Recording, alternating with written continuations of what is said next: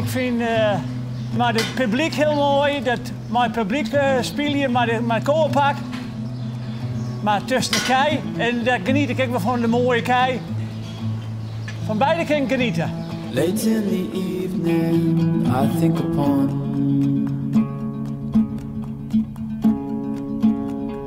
you and I under the tree and the stone. Ik ben 2 keer aan de holle opereren. 2 keer de schedel liepen gewoon. 1 keer voor de bloeding en 1 keer van een tumor. Zo groot als een tennisbal. En de dokter zei ik net meer zitten. Dus ik zou in een operatie blijven of ik zou verlamd rijden. De kool is een begrip bij de Elfstedentocht.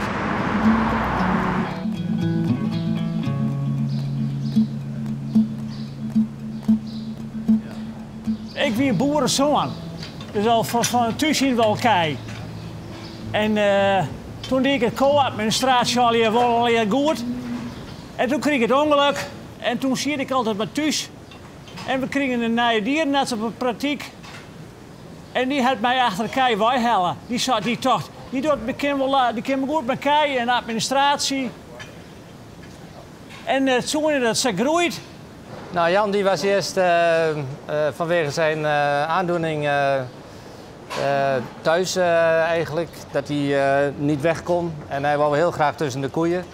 En toen heeft een collega van mij, die nu hier niet meer werkt, maar die heeft hem toen meegenomen als een soort therapie, zeg maar. En sinds die collega vertrokken is Jan bij ons in vaste dienst gekomen. Nou, dat is al zo'n 30 jaar, zo ondertussen. Ja, het is heel belangrijk. Ik ben weer in de maatschappij gekomen. Dus het sociaal is heel stuk groter voor mij geworden al, ja. Nou ja, dat is zeer belangrijk geweest, ja.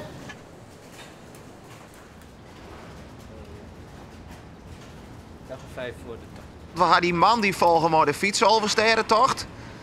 Doe straalde toen alle kanten, dat doet nou weer. Ja, maar dat...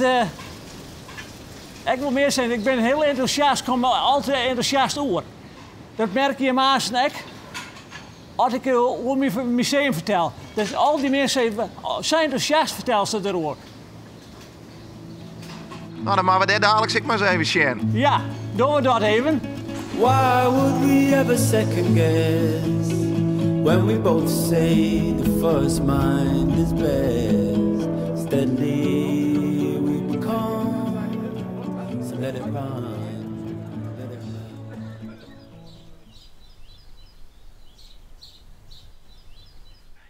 Welkom in mijn koolmuseum. Ik zie je mee weer rondleiden wat we hier zeggen. Dat beroepen de boeren in de historie bij het workje en de melkerij, de verschillende melkbussen. En dan zie je ook koe en kunst. Hier zijn al de houten koolbeeldjes die ik heb.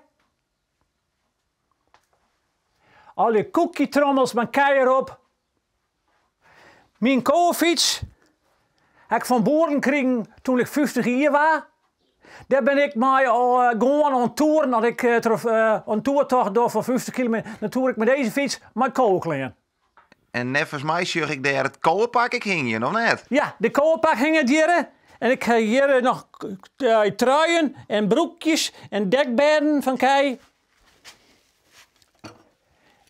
En dan ben ik drankflessen van kei. Dit zijn mijn 40 stropdassen met de kei erop. Ze strikken me overal voor. Hier heb ik al je posters met mooie kei en mooie vrouwen erbij. Want wat je ziet, wat je krijgt. Hier zit knuffelen met koeien. Dit is mijn veestapel met knuffels. Nou, en dan ben ik door het museum heen, denk ik, of net? Nee, er zijn meer kamers.